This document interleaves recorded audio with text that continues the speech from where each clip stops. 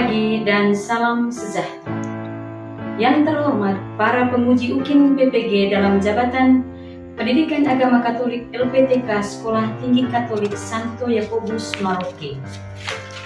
Perkenalkan, nama saya Maria Clemencia Esa, Guru Pendidikan Agama Katolik di SMA Negeri 6 Borong, Kabupaten Manggarai Timur, NTT, sekaligus mahasiswa PPG dalam jabatan Pendidikan Agama Katolik pada LPTK STK Santo Yakobus Maroke Batch 1 tahun 2025. Pada hari ini, Senin tanggal 19 Mei 2025, akan melaksanakan ujian praktek pembelajaran pada kelas 10 semester ganjil tahun ajaran 2024-2025 di kelas 10 SMA Negeri 6 Borong dengan materi suara hati. Berikut ini video pembelajaran saya. Selamat menyaksikan. Selamat pagi, Ibu. Selamat pagi. Pagi, anak. Pagi. Luar biasa. Oke. Bagaimana kabar kalian hari ini? Baik, Ibu. Semua sehat ya? Ya, Bu. Oke. Puji Tuhan bahwa kita masih bisa bertemu dan berkumpul kembali di tempat ini dalam keadaan sehat. Karena itu sebagai makhluk beriman, mari kita sampaikan ucapan syukur kita melalui doa. Satu orang saya persilakan untuk memimpin kita dalam doa. Silakan. Guru dan teman-teman, marilah kita siapkan kita untuk berdoa dalam nama Bapa Dan Bapa dan Putra dan Kudus. Amin. Bapa kami Yang ada di surga, dimuliakan namamu, datanglah kerajaanmu, jadilah kehendakmu di atas bumi seperti di dalam surga. Berilah kami rezeki pada hari ini, dan ampunilah kesalahan kami, seperti kami pun mengampuni yang bersalah kepada kami. Dan jangan masukkan kami ke dalam pencobaan, tetapi bebaskanlah kami dari yang jahat. Oke, silakan.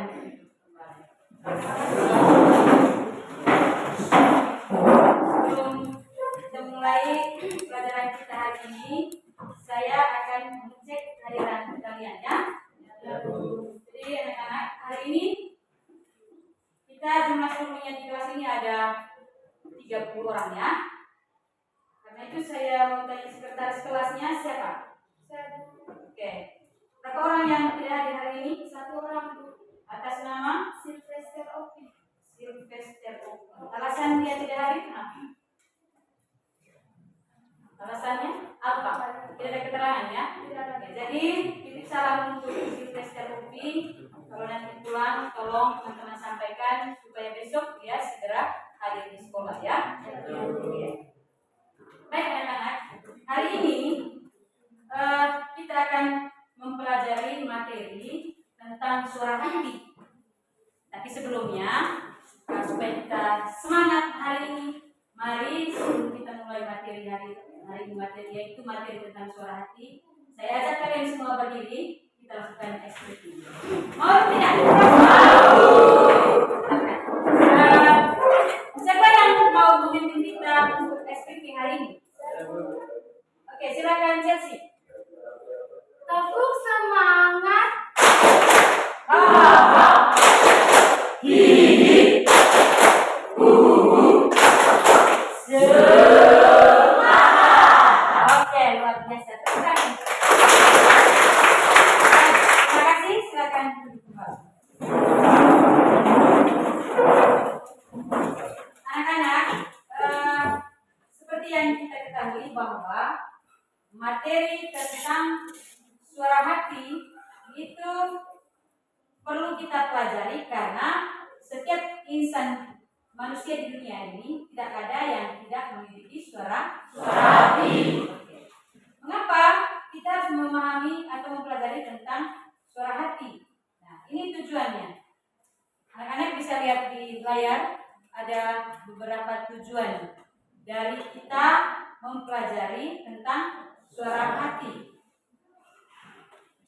Bisa baca? Bisa. Siapa yang bisa bantu Ibu untuk membacakannya? Silakan Vera. Tujuan pembelajaran. Yang pertama, peserta didik memahami peran dan fungsi suara hati. Bersyukur bersyukur kepada Allah atas anugerah suara hati dan mewujudkan suara hati dalam hidup sehari-hari. Oke. Baik, itu adalah tujuan dari kita mempelajari materi tentang suara hati. Maka untuk itu saya mengajak kalian untuk bisa menjawab beberapa pertanyaan yang ditampilkan di depan. Jadi pertanyaan pertama itu adalah apa yang Anda ketahui tentang suara hati, dan yang kedua, bagaimana suara hati itu bekerja. Saya minta yang bisa menjawab untuk angkat tangannya. Saya dulu. Ya, Sani silakan. Pertanyaan nomor berapa? Yang saya ketahui tentang suara hati adalah suara Allah yang menggema dalam hati manusia, yang mengarahkan manusia ke hal-hal yang lebih baik dan menghindari perilaku jahat. Ya, bagus sekali. Tepuk salut, salut, Sani. Tepuk salut. Salut, salut. Salut, salut. Salut. Oke, terima kasih Sani. Lalu kita lihat pertanyaan yang kedua itu. Bagaimana suara hati itu bekerja?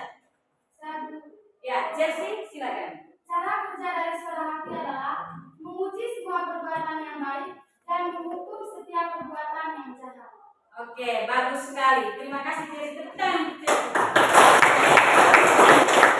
Baik. Itu adalah beberapa pertanyaan awal sebelum kita memahami secara lebih lanjut tentang suara hati. Anak-anak, suara hati atau hati nurani dalam arti luas itu merupakan kesadaran moral yang timbul dan tumbuh dalam hati manusia. Sedangkan suara hati atau hati nurani secara sempit itu bisa juga diartikan sebagai penerapan kesadaran moral dalam situasi konkret yang juga bisa menilai suatu tindakan manusia atas baik dan buruknya suatu tindakan manusia. Yang berikut, suara hati itu juga berfungsi sebagai pegangan atau norma, pemberi dorongan, penyadar manusia, dan sebagai petunjuk, pengingat, dan hakim bagi setiap tindakan manusia. Indeks atau bisa disebut indeks. Proses kerja suara hati itu adalah sebagai petunjuk sebelum bertindak, pengingat saat bertindak, dan hakim setelah bertindak. Bisa disebut indeks, dan indeks. Oke, kita lihat di sini ada, saya mengajak kalian untuk menyimak dengan baik sebuah video singkat supaya kita lebih memahami tentang suara hati lebih dalam ya. Berikut ada sebuah tayangan video dan kalian diharapkan untuk menyimaknya dengan baik.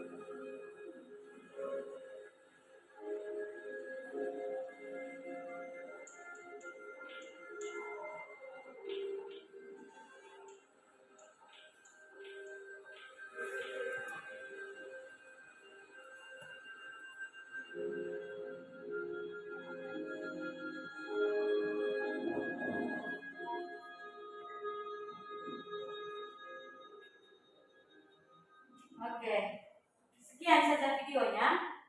Dan sebelumnya saya memperlihatkan kembali di situ ada bagian terakhir itu ada sebuah tulisan.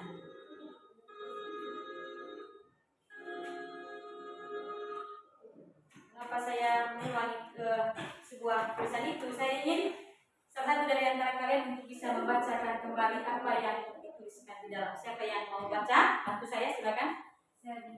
Ya, Sani silakan. Siapa saja mengangkat sebuah batu dari jalan akan dicatat untuknya suatu kebaikan.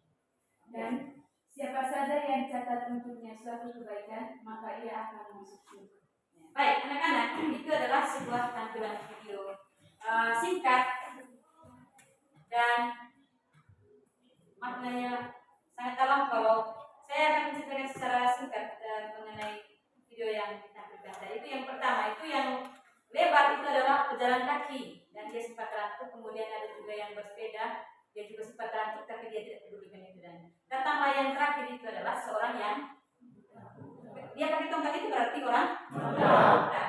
Mengapa dia yang harus melompat? Kenapa yang normal dari tadi yang pakai sepeda bahkan yang sudah terangkat tapi dia tetap masa bodoh ya? Baik, untuk mendalami video ini lebih lanjut, berikut ada beberapa pertanyaan untuk kalian. Dan ini saya sudah sediakan lembar kerja buat kalian. Silakan kalian kerjakan ini, tetapi sebelumnya kalian saya ajak untuk masuk ke dalam kelompok masing-masing. Silakan. Kamu dibagi ke dalam 4 kelompok ya. Silakan menuju ke kelompok masing-masing.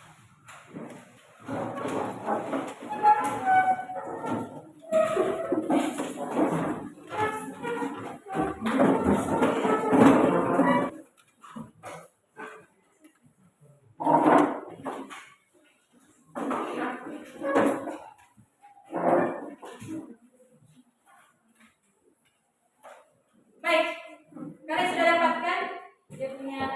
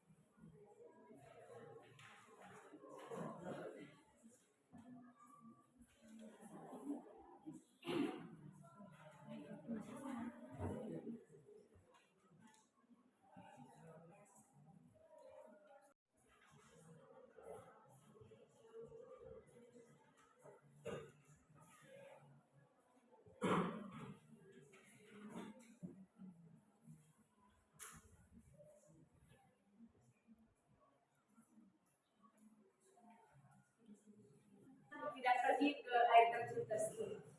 Keesokan harinya, saya mendengar kabar dari teman-teman kalau teman-teman saya sakit setelah pulang dari air terjun tersebut. Saya sangat senang karena hati nurani telah membantu saya untuk tidak melakukan hal-hal yang buruk yang membahayakan diri saya.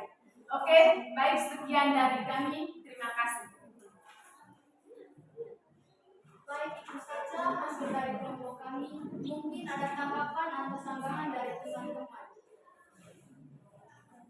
Ya, mungkin ada dari kelompok lain yang ingin bertanya kepada kelompok yang sudah mempresentasikan hasil kerjanya. Dipersilakan.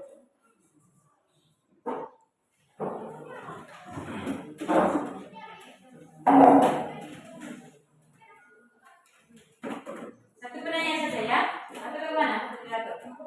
Satu, oke. Silakan. Kelompok 1. Ya, Sani silakan berdiri.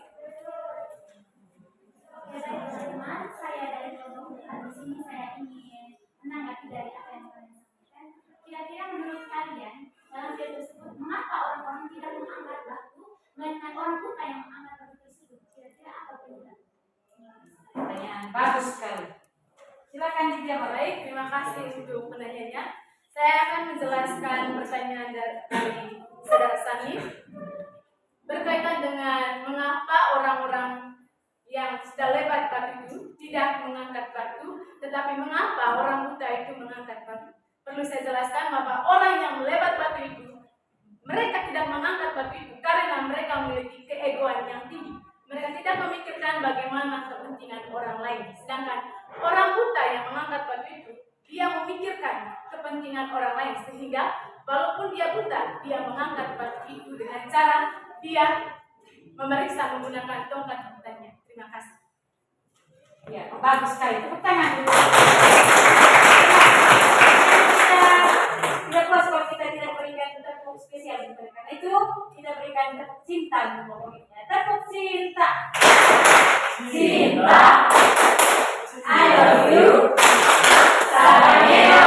Oke, mantap. Bagus sekali penanyanya juga yang menjawab. Oke, saya rasa itu adalah mewakili apa yang mau disampaikan oleh kelompok yang lain juga hari ini ya, atau ada yang berbeda jawabannya? Itu saja ya. Oke, kalau begitu itu adalah suatu hal yang memang menurut kita dalam video tadi kecil, tetapi tindakan kita itu dalam kehidupan sehari-hari bukan suatu hal besar, hal yang luar biasa untuk kita mau menolong orang. Hal kecil saja tapi sangat bermanfaat. Karena dalam hidup kita sebagai manusia setiap hari itu, kalau kita hanya memikirkan hal-hal yang besar untuk bisa membantu orang lain, itu susah untuk kita mewujudkan dalam kehidupan sehari-hari. Tapi melalui video ini yang sudah kita saksikan bersama, kita lihat bersama dan cermati bersama, ini memberikan pesan kepada kita bahwa untuk melakukan hal baik itu tidak harus melakukan hal-hal yang luar biasa dan hal-hal yang besar sekali ya. Cukup dengan melakukan hal kecil saja. Itu bermanfaat bagi orang yang mungkin saat itu ya bisa saja gara-gara tersandung batu kecil itu bisa jatuh dan bisa hilangnya nyawa. Yang pertama. Yang kedua juga berkaitan dengan mengapa manusia yang normal justru tidak punya hati nurani untuk melakukan tindakan baik. Justru orangnya tidak normal. Kenapa? Bukan tidak normal, tapi tidak sempurna. Dia punya fisik secara fisik. Di mana justru seorang yang buta yang melakukan.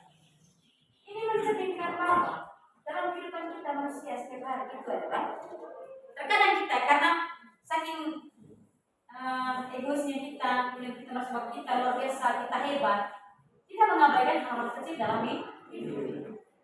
Hal-hal kecil itu juga bisa mempengaruhi kehidupan kita.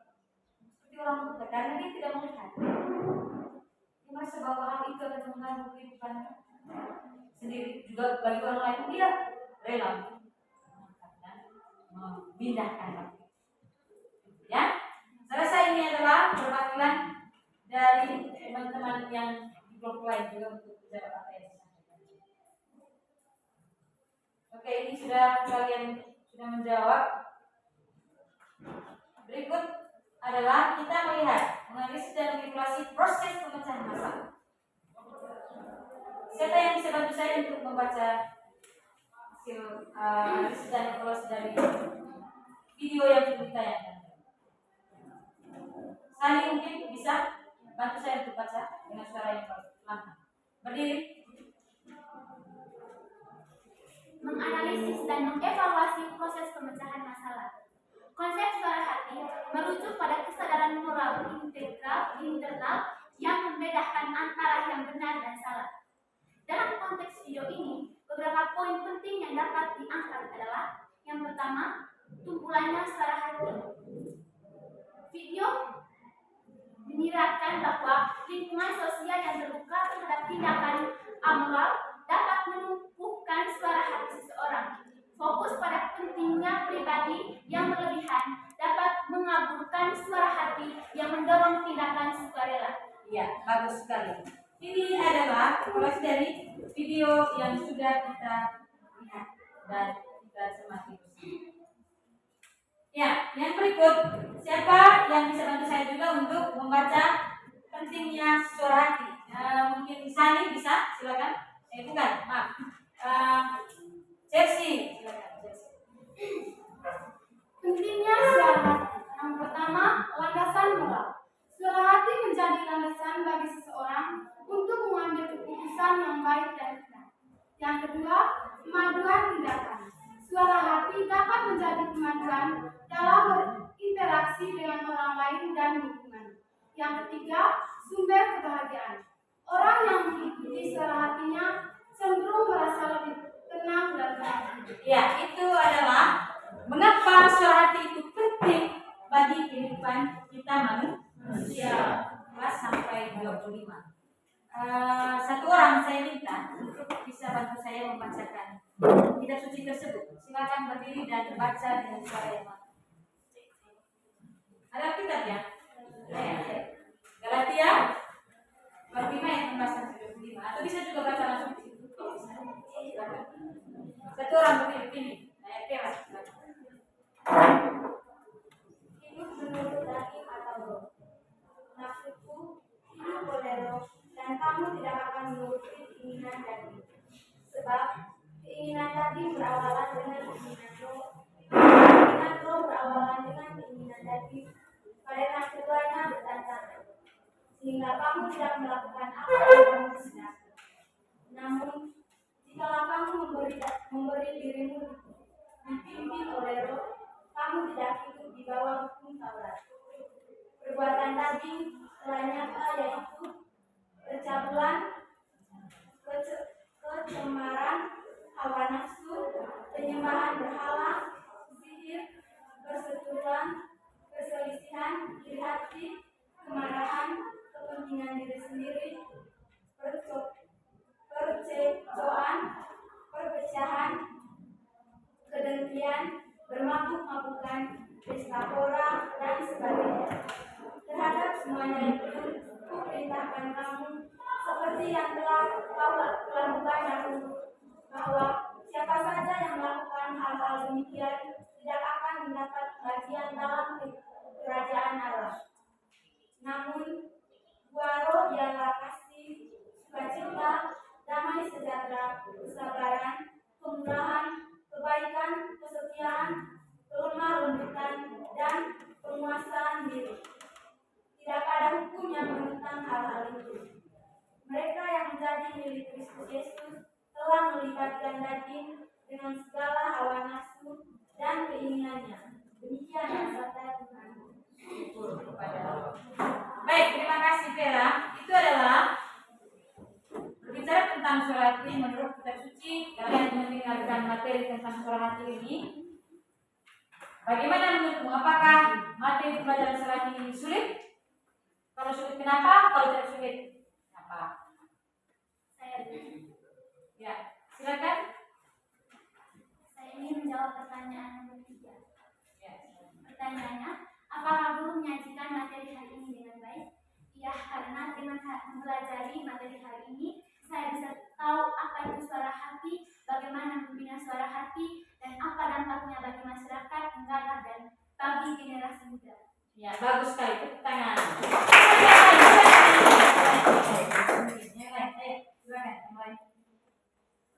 Mampukah adik-adik melaksanakan tindakan berdasarkan suara hati di tengah keluarga, di tengah masyarakat, dalam kehidupan sehari-hari, dan dalam kehidupan gereja, bangsa, dan negara? Mampu atau tidak? Ya, kalau mampu, apa alasannya? Kalau tidak mampu, apa alasannya? Silakan. Bicara saja, jangan. Ya.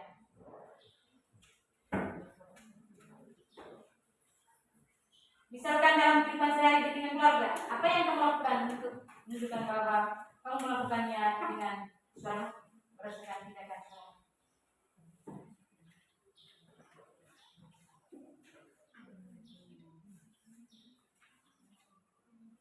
Oke, saya ulangi lagi. Mampukah adik-adik melaksanakan atau mampukah anak-anak melaksanakan tindakan berdasarkan suara hati di tengah keluarga? Mampu atau tidak? Halo, mampu atau tidak? Mampu. Oke. Kalian sudah menjawabnya di sini hari ini, mampu melakukan tindakan apapun di tengah keluarga, di tengah masyarakat, dalam kehidupan berbangsa dan bernegara, dan juga menggereja. Kalian katakan mampu. Karena itu jangan hanya batas di mulut saja untuk mengatakan mampu. Tunjukkan itu dan lakukan itu di tengah keluarga, di tengah masyarakat, bagi gereja dan juga bagi bangsa dan negara. Oke, itu adalah beberapa hal yang perlu kalian ingat dan perlu kalian refleksikan di tengah keluarga, masyarakat, gereja dan berbangsa serta negara. Ini adalah asesmen pengetahuan somatik. Ini menjadi tugas kalian ya. Jelaskan pengertian suara hati. Dan yang kedua, baca. Sebutkan 3 proses pengertian suara hati. Yang keempat, ya. Berikut. Berikut. Lanjut. Ini menjadi PR untuk kalian ya. Dengan demikian, pelajaran hari ini kita tutup sampai di sini. Tapi sebelumnya, mari kita speaking dulu ya sebelumnya. Kalian sudah capek tidak? Capek. Oke, mari kita berhenti. Hati-hati gunakan tanganmu.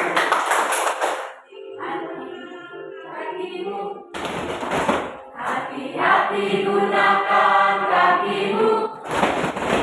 Karena Bapa di surga melihat ke bawah. Hati-hati gunakan kakimu. Hati gunakan matamu. Wah. Hati gunakan matamu. Wah. Melihat ke bawah. Hati-hati gunakan matamu. Wah. Gunakan mulutmu. Hati gunakan mulutmu. Bapa di surga melihat ke bawah. Hati-hati gunakan mulutmu. Amin. Gunakan tubuhmu.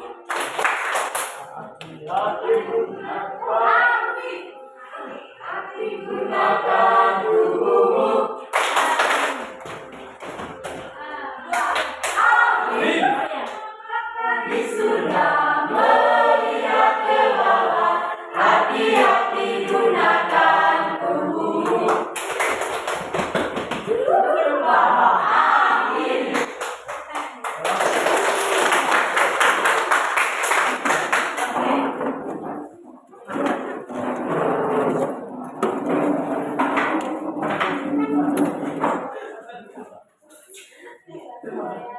Baik, anak-anak, dengan demikian maka materi pelajaran hari ini sudah selesai.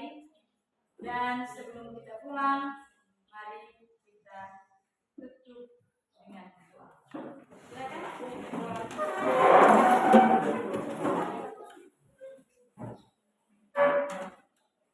Guru dan teman-teman, marilah kita siapkan hati untuk berdoa. Dalam nama Bapa. Tuhan, terima kasih atas berkat dan karunia-Mu hingga pada pagi hari ini kami dapat menyelesaikan semua kegiatan kami dengan baik. Jika kami puji ya Tuhan, kini dan sepanjang masa. Amin. Terima kasih.